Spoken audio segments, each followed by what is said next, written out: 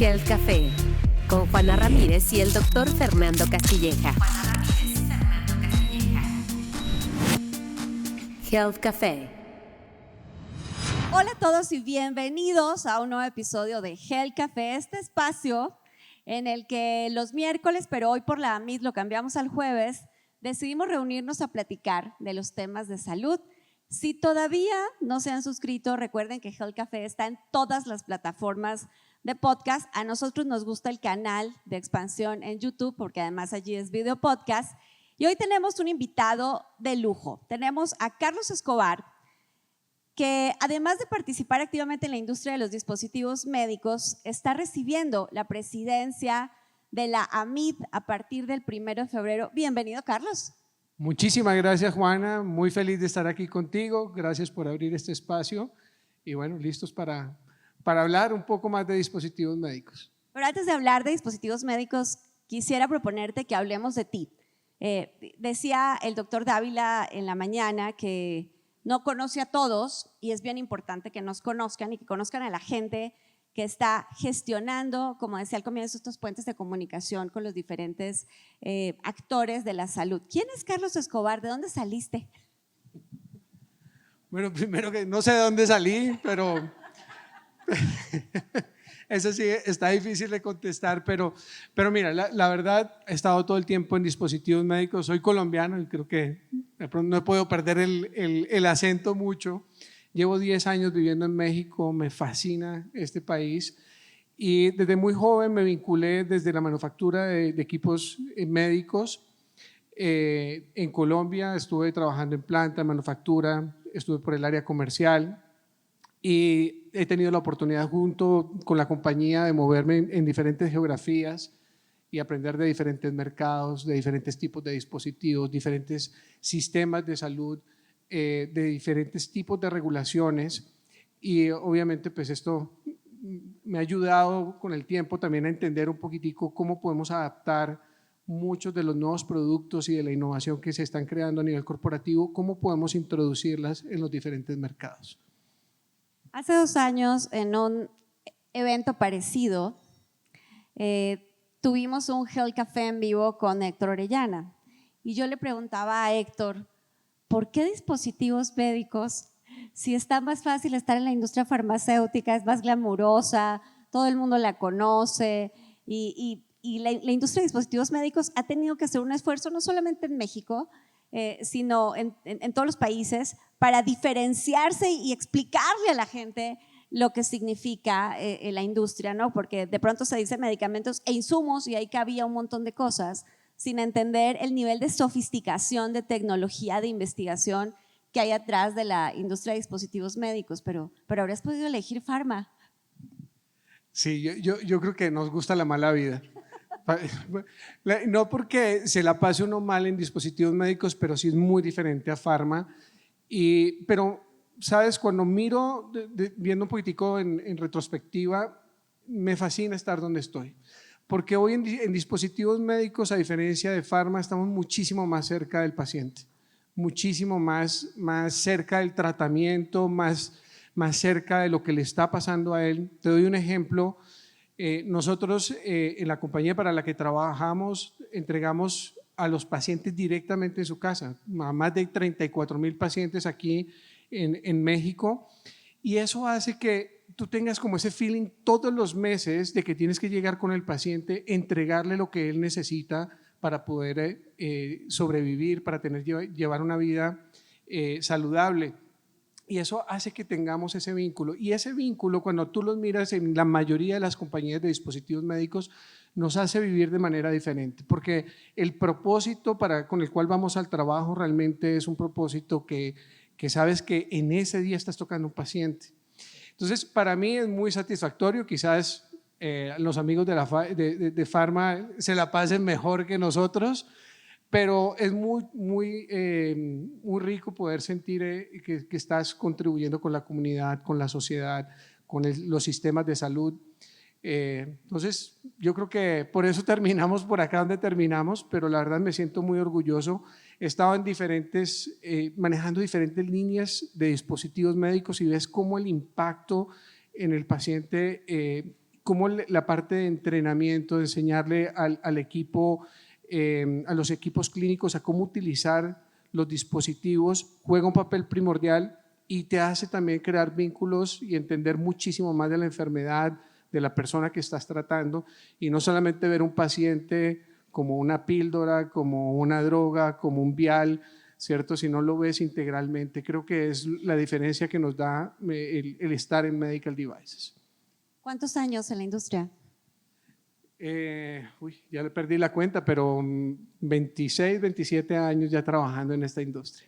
Y me quiero pasar a hablar de la MIT, pero antes, la compañía de la que hablas y en la que trabajas, pues es Baxter Cuidado Renal. Cuéntanos un poco de eso, porque además este problema de la insuficiencia renal en México no es menor, ¿no? Atiende a un sinnúmero de problemas que resultan finalmente en pacientes que tienen insuficiencia renal y que requieren atención.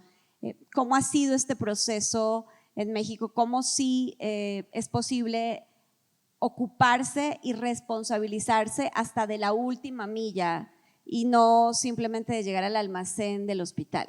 Te agradezco ahí por la pregunta, porque sí es uno de los retos más importantes que tenemos. La insuficiencia renal, y todos lo sabemos, por la cantidad de diabéticos que hay en el país, pues es una enfermedad y un tratamiento que cada vez se requiere de más en el país. Hoy hay más de 120,000, 130,000 pacientes en tratamiento de insuficiencia renal en México.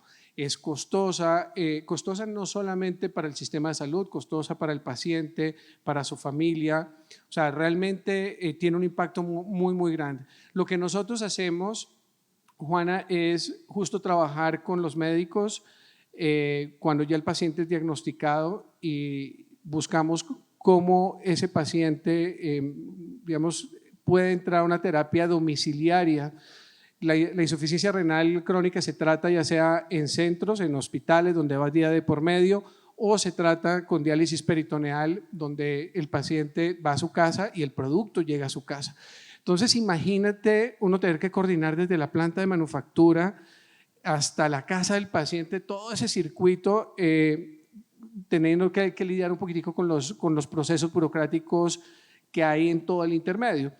Lo logramos y nosotros yo diría que somos la Coca-Cola de los dispositivos médicos, porque llegamos a un mundo de sitios, llegamos a más de 43,000 casas en toda la geografía mexicana. No importa el rincón, hay sitios donde llegamos, como decías tú, esa última milla es complicadísima, ¿cierto? Tenemos que llegar en chalupas, en burros, en muchísimos medios de transporte que no son los convencionales, en un país que tiene ciertas dificultades también, muchas veces de seguridad en algunos estados, de infraestructura vial. Entonces eso hace que tengamos que tener toda una infraestructura detrás de servicio al cliente, servicio técnico, muy compleja para poder que ese paciente todos los meses en el mismo día reciba el producto para hacerse su diálisis. Un paciente sin ese producto, más de 3, 5 días, tiene una alta probabilidad de fallecer. Entonces, es una responsabilidad muy, muy grande, porque no entregas solamente en el almacén y te olvidas de que ahí está el producto y cuando llega al paciente. Aquí lo sentimos y lo vimos mucho, por ejemplo, en épocas de huracanes, terremotos. O sea, tenemos que recurrir a helicópteros, tenemos que recurrir a la Cruz Roja, 1000 cosas para poder hacer que esa última milla se dé y lleguemos a tiempo con el paciente. Y lo que dices me hace pensar que la mayoría de esos más de 34,000 pacientes son del sector público, supongo. ¿Cómo se hace posible eso? ¿Cómo se articula eso con un sector en el que pues hoy hemos estado hablando esta mañana de cómo sí volver a trabajar juntos? Sí, y esa es muy buena pregunta. Es muy complejo y muy complejo sobre todo en los temas de innovación. Yo creo que ahí es donde hoy todavía tenemos atascadas las conversaciones con el gobierno y donde nos interesa mucho poder tener esa conversación más abierta, porque digamos que contratar lo que ya viene es muy fácil, pero si tú traes algo innovador, traes por ejemplo inteligencia artificial o salud digital o traes algún tipo de componente adicional que altere lo que ya compra, requiere un proceso muy largo de aprobación. Muy largo, no solamente desde el punto de vista regulatorio, pero desde el punto de vista contractual. No hay los mecanismos muchas veces en la contratación pública que permitan fácilmente agregar claves únicas, ¿cierto? Porque si es la clave única y nadie más la tiene, entonces no puedo otorgar eso a un proveedor. Entonces, ese es yo creo que ahí es donde tenemos que centrar la discusión con el gobierno y nos da esa chance que comentaba el doctor Dávila de sentarnos a poder compartir qué hay más allá de lo que hoy tenemos para poderlo compartir con los pacientes, para que los pacientes tengan un mejor estándar de cuidado. Entonces, ahí yo creo que es donde hoy tenemos la gran dificultad como compañía. Te doy un ejemplo. Tenemos todo el tema de telemonitoreo. Nosotros podemos telemonitorear a los pacientes vía remota y darle esa facultad al médico para que todos los días le diga a ese paciente, oye, te fue bien, te fue mal, puedes, necesito que vengas porque el resultado de la diálisis de anoche no se dio como necesitábamos. La tecnología la tenemos ahí y no la hemos podido utilizar. Y el costo ni siquiera representan costos incrementales para el sistema de salud. Entonces, esas son las conversaciones y los campos que tenemos ahorita abiertos donde pudiéramos hacer más por el paciente y más por el sistema de seguridad social. Que además, lo que pasa muchas veces con este tipo de pacientes es que no tienen un problema y terminan en urgencias, costándole también mucho más a él, que tiene que desplazarse hasta el hospital, pero después también al sistema de salud que le llegó un paciente que hubiera podido prevenir la hospitalización si lo hubiera atendido de manera temprana. Definitivamente, creo que ahí la clave del juego es la adherencia terapéutica y cómo trabajamos conjuntamente en generar esa adherencia a los tratamientos, que tiene un impacto, por supuesto, primero sobre la calidad del bienestar de los pacientes, pero luego, por supuesto, sobre las finanzas de un sistema de salud que necesita ayuda en todos los frentes. Carlos, esto que dices me da lugar justo a pensar por qué es importante asociarse, por qué los gremios deben generar un papel importante, decisivo, activo en la gestión de estos cambios. Y la AMIT ha llevado una conversación constante, profesional, permanente. Y antes de entrar de lleno a qué vas a hacer, ¿no?, como presidente, para la gente que nos va a ver en la plataforma, en las diferentes plataformas de Health Café y en el canal de Expansión en YouTube, expliquémosles primero qué es un dispositivo médico. Yo sé que la mayoría de los que estamos en el auditorio lo sabemos, pero en este esfuerzo de difusión siempre es importante. ¿Qué es un dispositivo médico y quiénes son los asociados de la AMIT?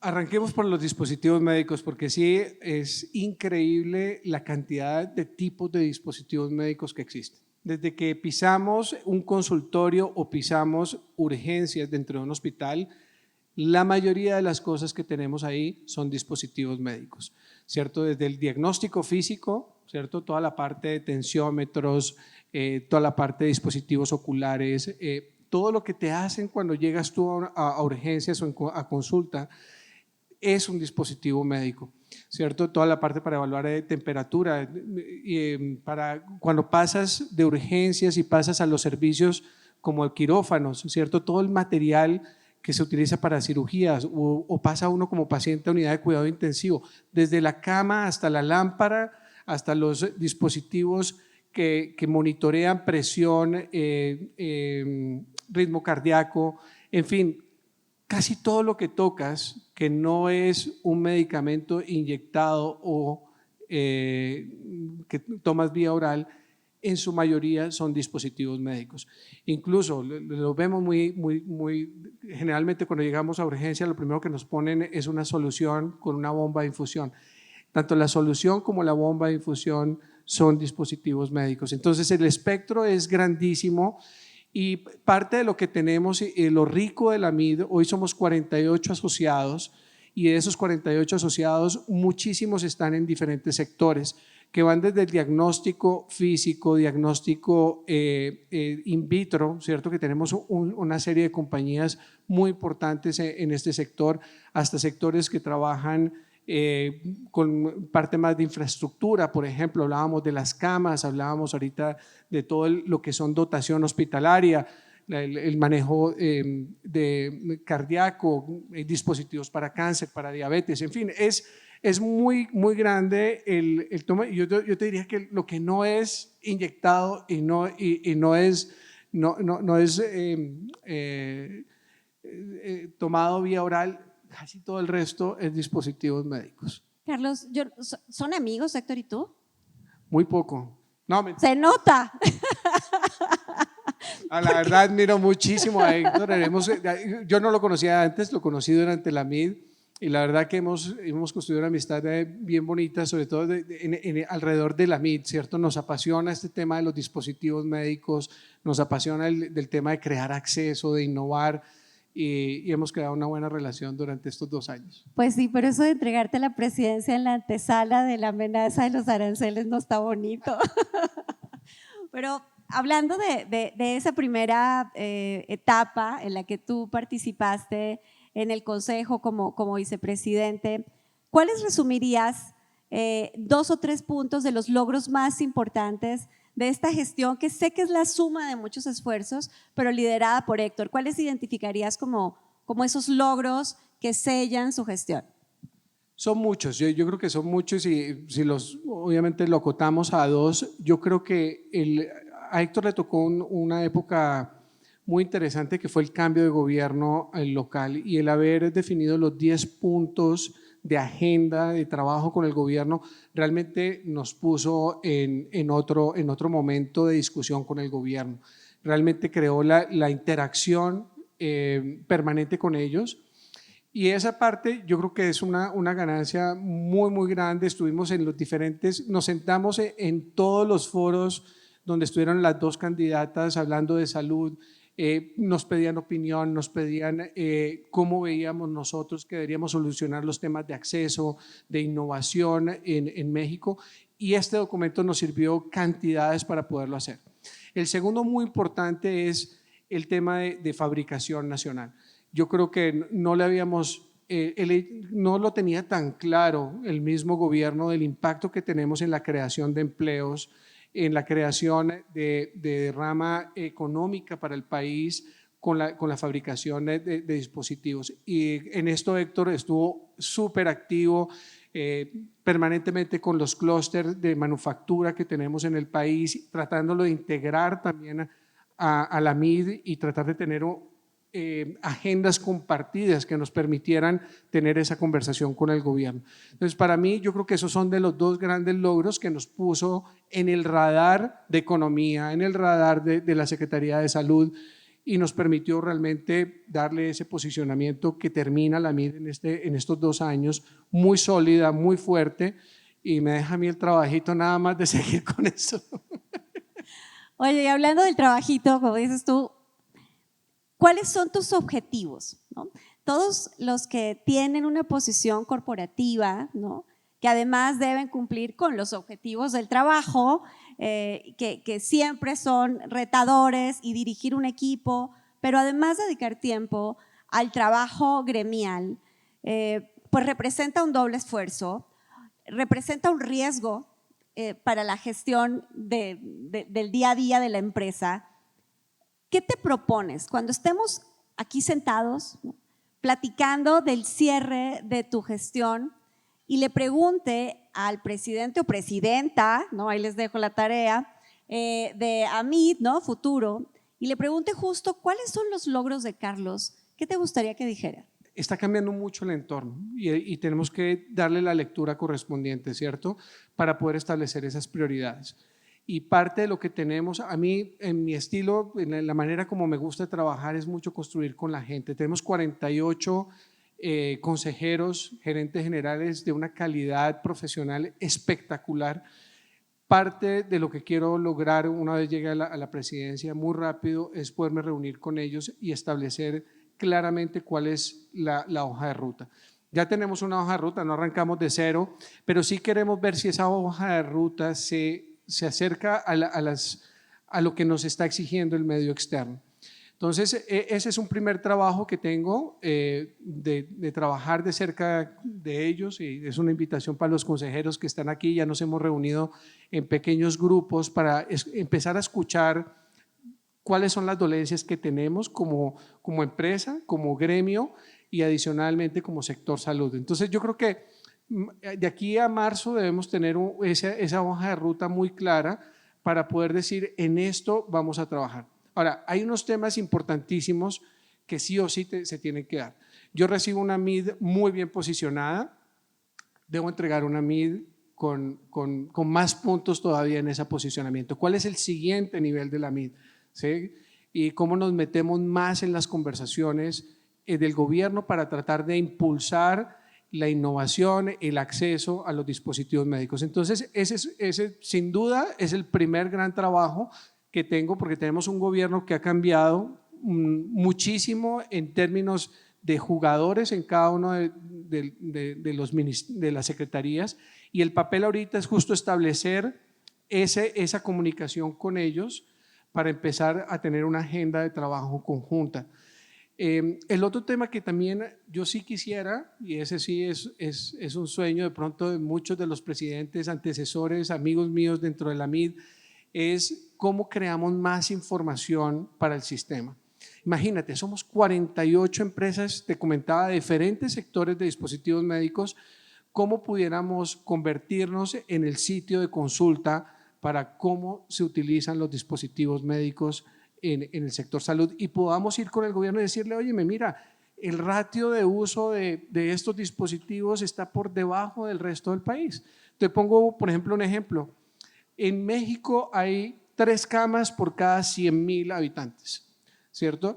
En Estados Unidos hay 40 camas por cada 100,000 habitantes. Eso nada más muestra el acceso que tenemos en salud en México es muy bajito.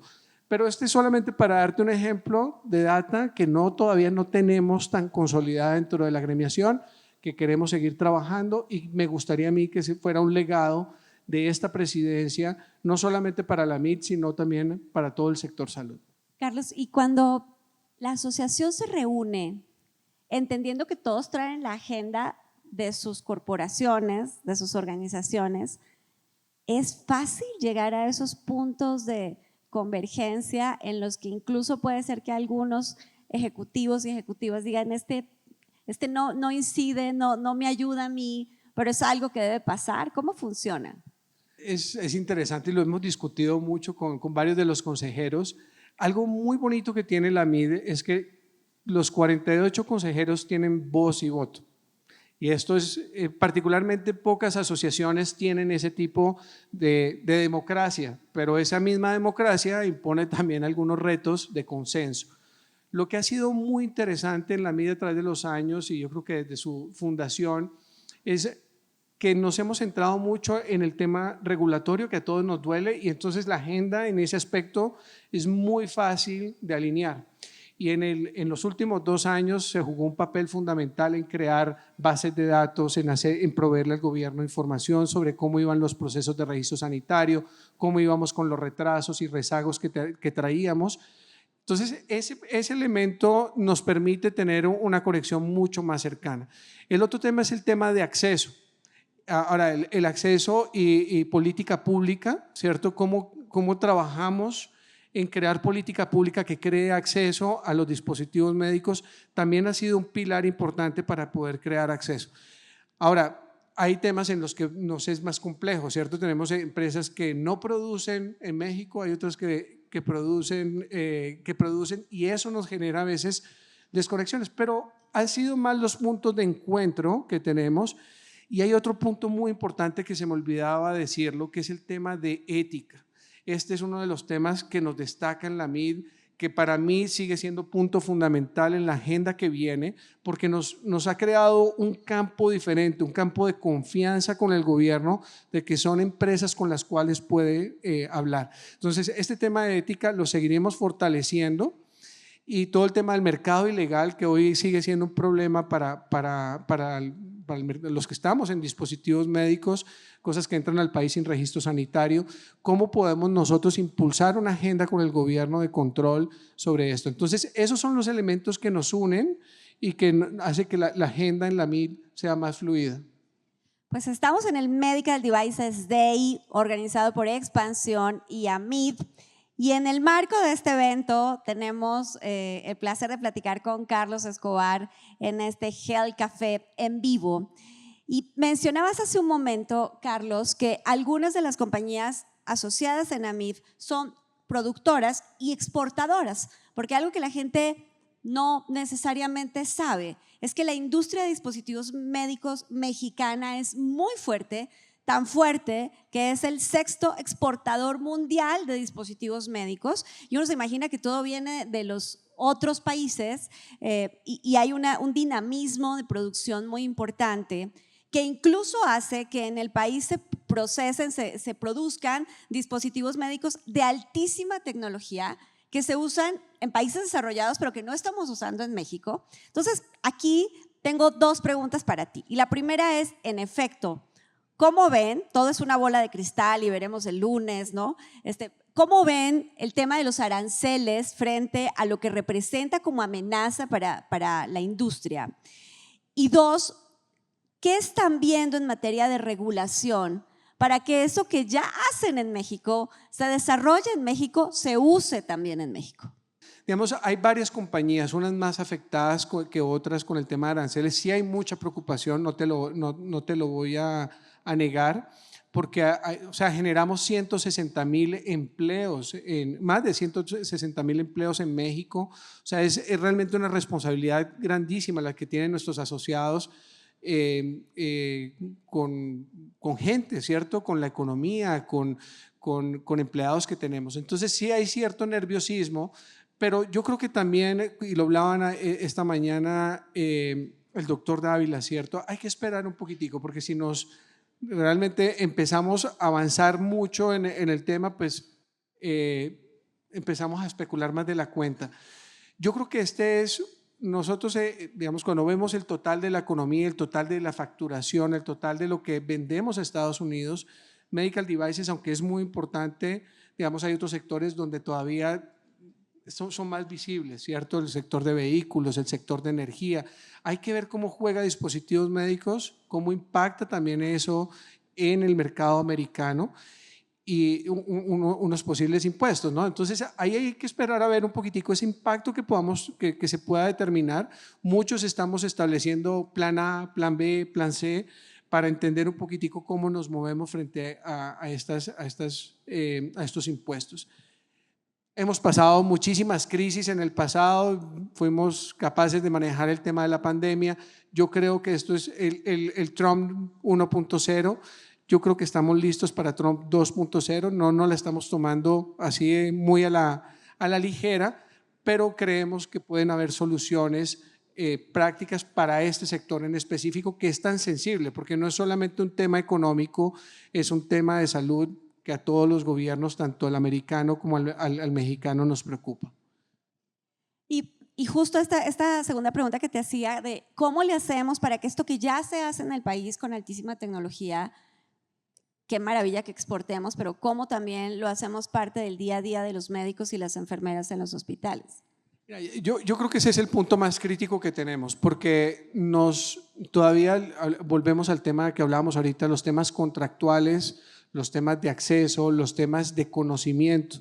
Te voy a contar un poco de las barreras de por qué hoy todos esos dispositivos médicos no se usan con mayor frecuencia en México. El primero es la velocidad regulatoria.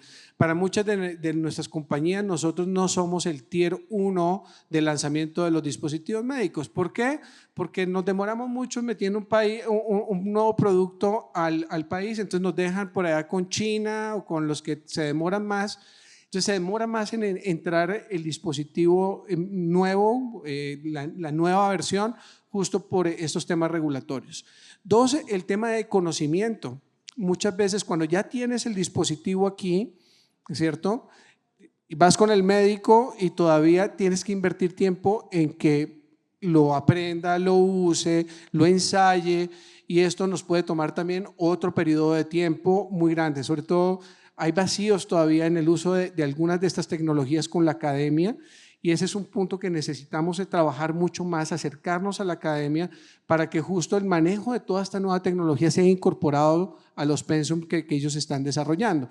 Es el segundo. Y el tercero, la normatividad, porque muchas veces la normatividad o restringe el uso de algunos de estos dispositivos o no hay ninguna regulación. Entonces obviamente se bloquean todos los procesos de contratación. Yo creo que lo resumiría como en esos tres ejes, dónde tenemos los obstáculos y por qué todos esos dispositivos que nosotros produciendo, siendo el sexto productor de dispositivos médicos a nivel mundial, no todo eso se use aquí. Entonces yo creo que esos son los tres retos y donde nosotros desde la MIT pudiéramos influir. Carlos, ¿tienen medido el tiempo? En el mundo farmacéutico se dice que entre la salida de un producto al mercado aprobado por la FDA o por la Comunidad Europea y la aprobación en México y luego la inclusión dentro de los cuadros básicos institucionales y el uso finalmente con pacientes del sector público, pueden pasar hasta 10 años, y entonces eso genera lo que decíamos, un rezago en materia de tecnología y de avances científicos en el uso de la atención de los pacientes mexicanos. ¿En dispositivos médicos tienen medidos esos tiempos? Bueno, que yo lo sepa, no los tengo conmigo, pero te puedo decir, lo que tenemos siempre que trabajamos en nuestras industrias con el tema regulatorio y nos dicen cuánto tiempo es en promedio, es entre 18 meses y 2 años, nada más el proceso regulatorio, ¿cierto? Luego viene el compendio o cuadro básico, que también te demoras, manejamos promedios también entre 12 y 24 meses. Y después viene la adopción ya de compra. Entonces, yo creo que no estamos muy lejos de Pharma. Yo tengo en mi portafolio productos que tenemos aprobados con compendio en el año 99, y es la fecha que todavía no hemos encontrado el mecanismo contractual para poderlo meter al mercado. Entonces, sí, yo creo que puede ser un poquitico más largo, ¿sabes? Porque también los protocolos de uso de Pharma, ¿cierto? Una vez la evidencia sea hecha en otro país, el estudio se hizo, es mucho más fácil convencer tanto a la autoridad como al médico de su uso. En dispositivos médicos siempre los estudios no suelen ser tan precisos, que te dan una guía inmediata de cómo utilizarlo. Entonces, eso hace que incluso el proceso de convencimiento del médico sea muchísimo más largo. Y en este punto que tocabas, que vamos a tener más adelante, por cierto, un panel con la academia en el que representantes de la UNAM, de la UAM, del TEC de Monterrey platicarán de este y otros temas que tienen que ver con la formación de los profesionales de la salud. ¿Cómo es el reto en la industria de dispositivos médicos para formar a los cirujanos, a los especialistas, a las enfermeras en el uso de los dispositivos? Yo recuerdo hace varios años, cuando empecé a trabajar en la industria de la salud, que la introducción de un equipo, por ejemplo, para hacer análisis de química clínica, en realidad pasaba por enseñarle a las bacteriólogas en el laboratorio a pipetear de otra manera el reactivo o la muestra, y entonces parte del origen de los errores tenía que ver justo con esa formación de los profesionales. ¿Cómo lo resuelve hoy la industria de dispositivos médicos? Esa es muy buena pregunta, porque sí invertimos muchísimo en la parte de capacitación. O sea, en dispositivos médicos una cosa va pegada de la otra. No podemos generar demanda o mostrar el beneficio del dispositivo si no tenemos después a alguien que acompañe en el entrenamiento. Yo te digo que la relación hoy en nuestra compañía es casi 1 a 1, un vendedor por un entrenador. Es muy digamos, demandante desde el punto de vista de entrenamiento en los dispositivos médicos.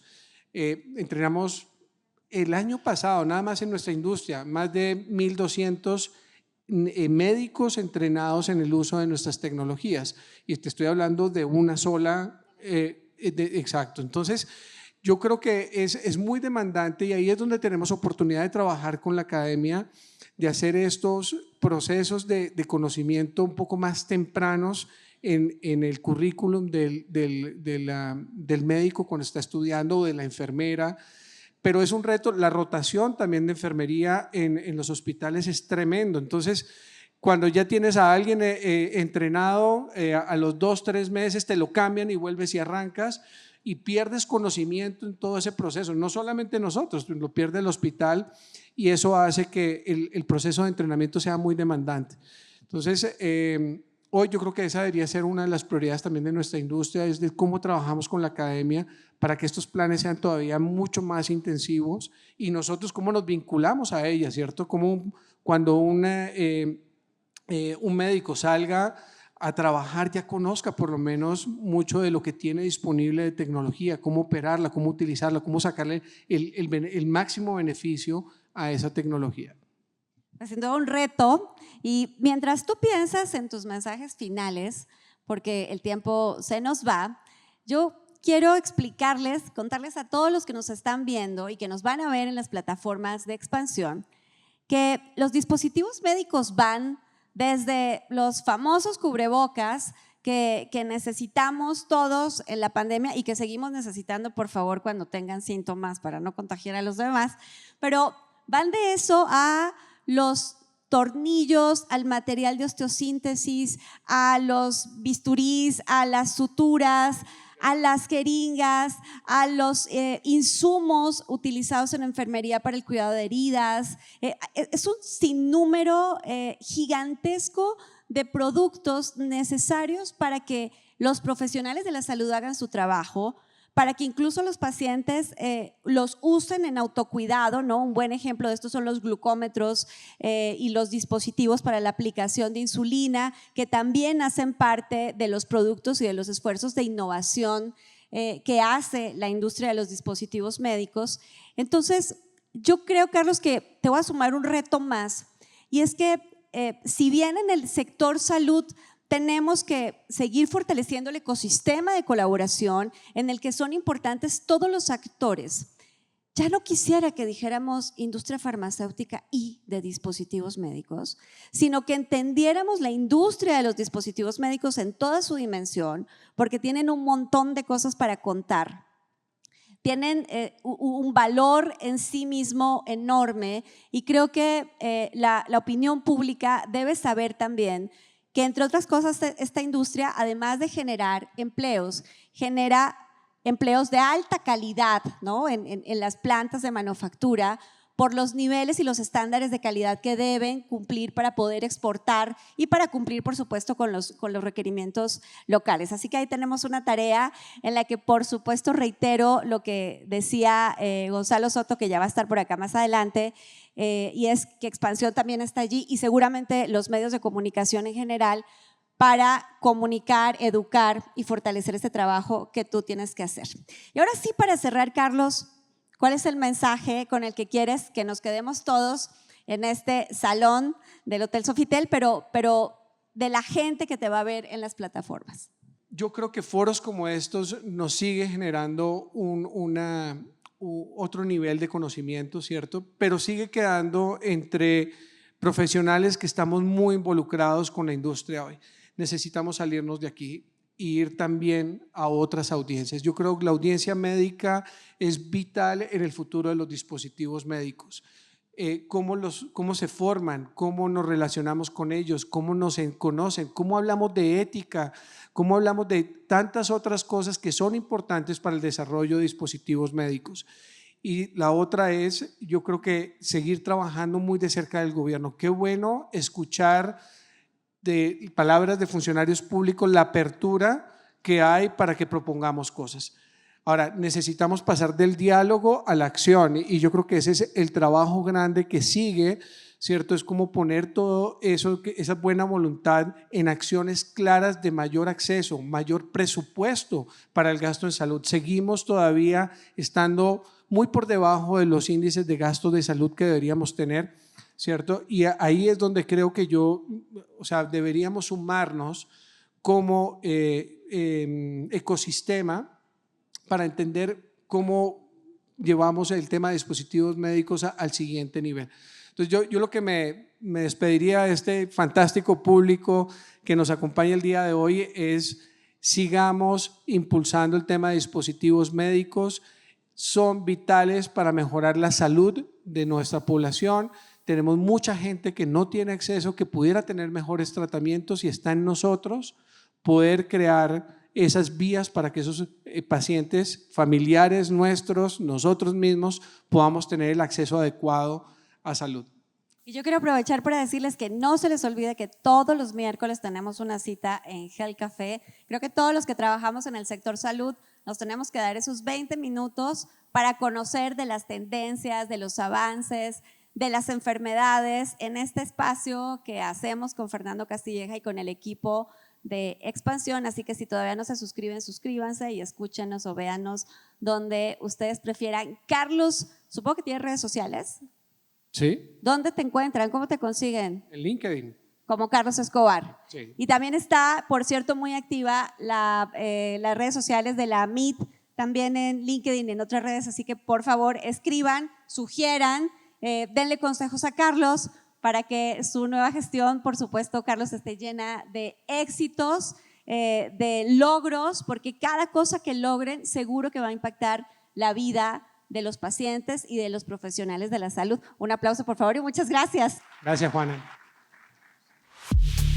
Health Café con Juana Ramírez y el doctor Fernando Castilleja. Health Café.